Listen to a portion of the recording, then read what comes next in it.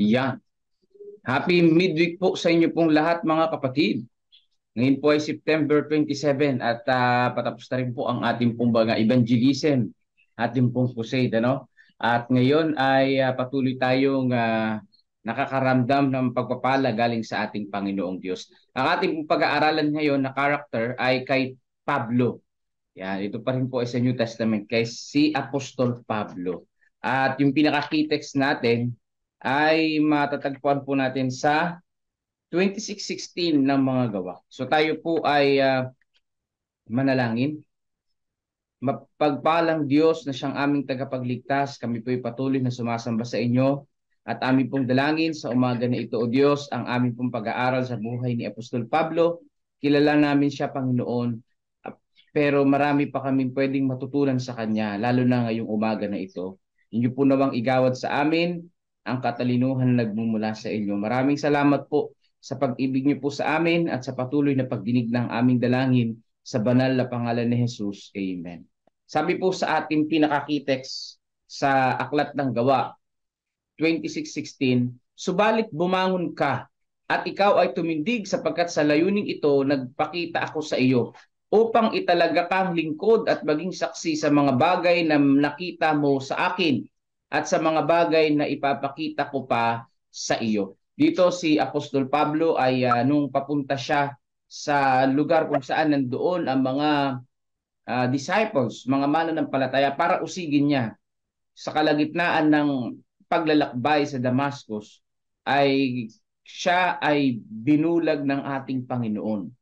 Pero sa panahon na siya ay down na down, yung panahon na yun yung panahon na kanyang nakita ang kabutihan ng ating Panginoon. Nakilala niya ang ating Panginoong Diyos sa tagpo na yun. At sabi nga sa kanya ng ating Panginoon, bumangon ka, ikaw ay pinili upang mangaral sa mga mananampalataya. So, ibig sabihin, kung dati siya'y taga-usig, ngayon taga-pangaral na siya.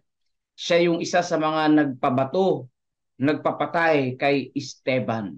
So, si Saul yan, na ngayon ay naging Pablo, mga kapatid. So, dito, mga kapatid, kahit na ikay napakasama, kahit na ikaw ay nasa maling pag-aaral, kahit ikaw ay nasa bulaang lugar na mga mangangaral, mga kapatid, ay may pag-asa pa rin.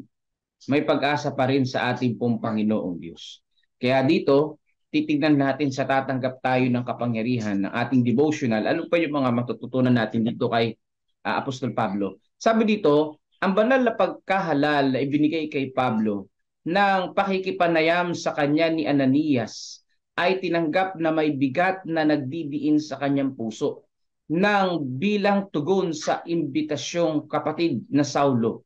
Muli mong tanggapin ang iyong paningin. Nakita ni Pablo sa unang pagkakataon ang mukha ng taong tapat na ito. Ayan, si Ananias, mga kapatid.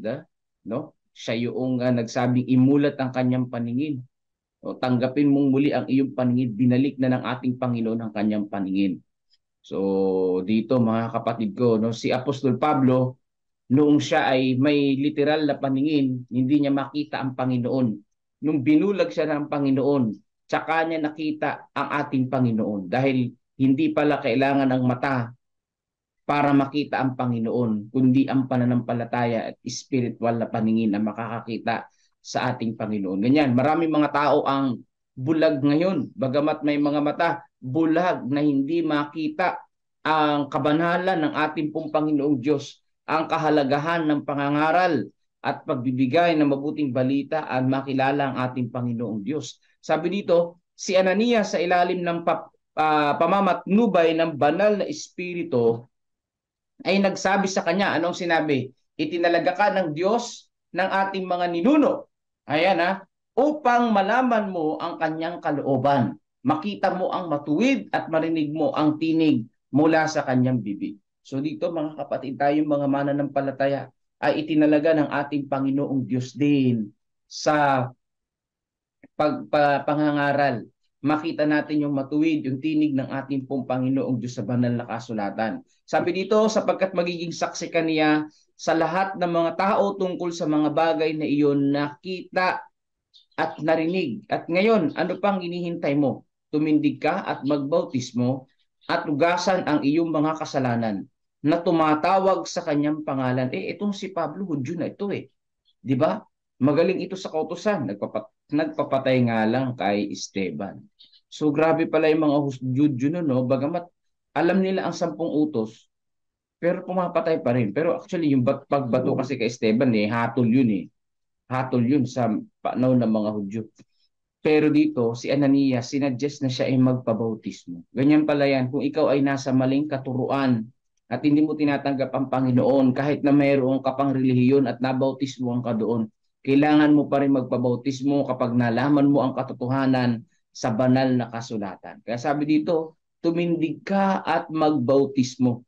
Sabi dito kay Apostol Pablo. At yun nga ang ginawa ni Apostol Pablo, tumindig siya at nagpabautismo at kanyang ipinahayag ang ating Panginoon. Sabi dito, ang mga salitang iyon ay kasang-ayon sa mga salita mismo ni Jesus na ang hahangharin, ang sabi diyan, niya ay si Saulo sa paglalakbay tungo sa Damasco ay nagpahayag, sa layuning ito nagpakita ko sa iyo upang italaga kang lingkod at maging saksi sa mga bagay na nakita mo sa akin at sa mga bagay na ipapakita ko sa iyo. Ililigtas kita sa mga kababayan mo at sa mga hintil. So dito mga kapatid, ano yung pangako ng ating Panginoong Diyos, Panginoong Jesus kay Saulo? No? Ang sabi ng ating Panginoon, ililigtas siya sa kababayan mo. Bakit? Kasi ngayon kababayan ni Saulo o ni Pablo ay talagang papatayin din siya hanggang siya ay mamatay. O babatuin din siya hanggang siya mamatay, yung ginawa niya kay Esteban. Pero ang Panginoon sabi, papatnubayan daw. Papatnubayan siya at sa kamay ng mga hintil.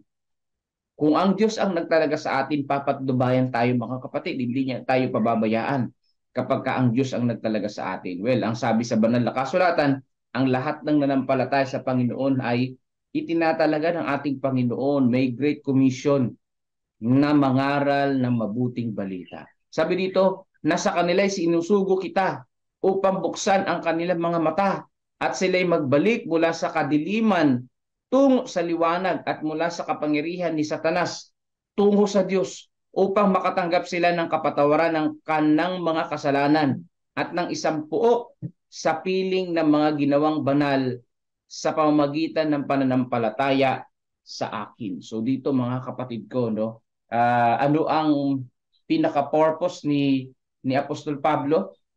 Upang mabuksan din ang mga mata ng mga tao. Yung spiritual na sight ay makita ang ating pong Panginoong Diyos. So tayo rin katulad ni Apostol Pablo ay itinatalaga ng ating Panginoon para buksan din natin ang mata ng mga taong nakapaligid sa atin upang makilala ang ating Panginoong Diyos, upang makita ang mga katotohanan sa banal na kasulatan. Bakit po? Dahil ngayon ay maraming bulag sa katotohanan at nabubuhay sila sa kadiliman sang-ayon dito sa Biblia. Sabi pa dito, habang pinag-iisipan niya ang mga bagay na ito sa kanyang puso, higit pang nadagdagan ang pagkaunawa ni Pablo sa pagkatawag sa kanya na maging apostol ni Jesucristo sa pamamagitan ng kaloob ng Diyos. So dito kasi yung mga kababayan ni Pablo hindi naman naniniwala kay Jesus, di ba? Sila yung nagpapako kay Jesus, ayaw nila kay Jesus. Pero dito mga kapatid, naunawaan ni Apostol Pablo na si Jesus ang tumawag sa kanya. Si Jesus ang nagkaloob sa kanya ng mga bagay-bagay. Si Jesus ang nagbigay sa kanya ng katalinuhan, kasiguruduhan, patnubay. Kaya siya ay mangangaral mga kapatid. Kaya dito mga kapatid ko, tayo ay magkakaroon din ng lakas ng loob. Kung makita natin na ang nagtawag sa atin, malaman natin ang nagtawag sa atin ay ang ating pong Panginoong Diyos. Kaya po mga kapatid, wala tayong dapat na ipaglupaypay. Wala tayong dapat na ikaatras sa pangangaral. Kasi ang nagbigay naman sa atin ng pagkakataon na mangaral ay ang ating pong Panginoong Jesus, ang ating pong Panginoong Diyos mga kapatid. Sabi dito, Ang pagkatawag sa kanya ay dumating hindi mula sa mga tao o sa pamamagitan man ng tao, kundi sa pamamagitan ni Hesukristo at ng Diyos Ama. Yan, Galatia 1:1. Ayan yung mga sinulat ni Apostol Pablo, yung Efeso chapter 1, Galatia chapter 1. Ang laki ng gawain sa kanyang harapan ay nagtulak sa kanyang higit na pag-aralan ang banal na kasulatan. So ano po yung nagtulak kay Apostol Pablo para basahin ang Biblia? Dahil sa laki ng pangangaral. So lawak ng pangangaral mga kapatid, dapat dagdagan din natin ang ating kaalaman sa banal na kasulatan. So dito mga kapatid ko, si Apostol Pablo ay nag-aral pa ng salita ng Panginoong Diyos para makapangaral din. Kasi nga naman hindi tayo makakapangaral kung hindi natin babasahin ng Biblia. Kita nyo nga si Apostol Pablo sa Philippians, malapit na siyang mamatay. Mamamatay na lang siya, nagbabasa pa siya ng Biblia. Bakit? Kasi gusto niya pa na maunawaan ang salita ng Panginoong Diyos. At take note, ang binabasa niya pong salita ng Diyos sa panahon na yan ay Old Testament. Bakit Old Testament? Kasi syempre, siya yung New Testament Yung isinusulat niya mga kapatid, yun yung mga natutunan niya doon sa Old Testament. Yan po mga kapatid ko, no? Kaya yung mga nagsasabi na ang Old Testament ay wala na sa panahon ng New Testament, abay maghinahinay po kayo. Sapagkat ang Biblia po na ginagamit nila Apostol Pablo noon ay Old Testament. At yung nasusulat nila sa New Testament ay based doon sa Old Testament at sa kanilang karanasan. So yan po mga kapatid. Kaya nga, si Apostol Pablo mamamatay na lang, nagbabasa pa ng Bible. Bakit? Gusto niya patuloy na mapalapit sa Panginoon kahit na alam niyang pawala na ang kanyang buhay. So sabi pa dito, para kanyang maipangaral ang ebanghelyo, hindi sa pamamagitan ng mahusay na pananalita, ang sabi diyan, upang ang krus ni Kristo ay huwag mawalan ng kapangyarihan. Yan. So sabi dito mga kapatid ko, no, magkakaroon ng kapangyarihan palalo ang salita ng Panginoong Diyos, ang mga aral ni Kristo kung patuloy natin pinag-aaralan ng Biblia. Kaya nga sa akin pagka ako'y nagsisermon, hindi ubra na uulitin mo yung sermon mo Pwede mo maulit pero pag-aralan mo ulit. Ganyan Kasi nga yung salita ng Panginoong Diyos, kailangan laging fresh sa isip mo. Nasubukan ko mag-sermon, inulit ko, parang walang power, hindi siya makapangyarihan noong una kong sinermon yun. Dapat yun, aaralin mo ulit yung Biblia, hindi yung outline mo, kundi yung Bible mismo ulit. Bakit? Dahil yung Bible ay may bagong gustong ibigay sa iyo na mensahe, no? Ang salita ng Panginoong Diyos. Kaya dito mga kapatid, saan kumukuha ng lakas, kapangyarihan si Apostol Pablo? Sa salita ng Panginoong Diyos at particularly sa Old Testament sa panahon niya. Mas maswerte tayo ngayon kay Apostol Pablo. Mas blessed tayo ngayon kay Apostol Pablo. Bakit? Dahil yung Bible na natin mga kapatid, mula na Old and New Testament. Yan. Ngayon dapat ang mga Kristiyano, mga kapatid ko, no? Old and New Testament dapat ang Bible natin. Hindi New Testament lang. Nakakalungkot ngayon, nagpapakalat ang marami mga Kristiyano, kalahati lang, New Testament lang.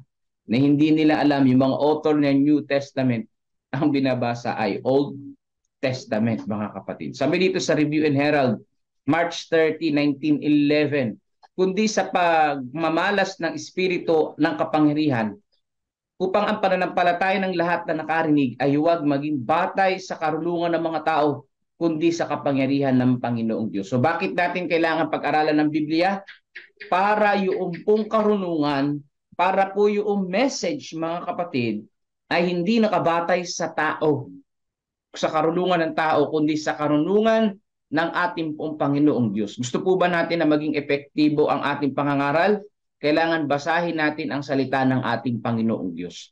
At ito nga si Apostol Pablo, hindi niya pa na-realize sa panahon na ito na siya ay tinawag ng ating Panginoon bilang isang mananampalataya, no? Kinakailangan pala siyang bulagin para mapagtanto niya na kailangan niya mangaral. Tayo mga kapatid, hindi na tayo dapat kailangan bulagin ng Panginoon. Ngayon pa lang tayo ay magbahagi na ng mabuting balita. So dito mga kapatid ko, no, kahit na isang taong makasalanan, kahit na isang taong masama ang ginagawa, tignan pala natin sila na kapag ka pala na-convert ito, magiging ano to, magiging matinding mangangaral ito. Katulad ni Apostol Pablo, ano, nakita ng ating Panginoong Diyos hindi yung kasalanan niya kundi yung potensyal niya sa pag-ministry.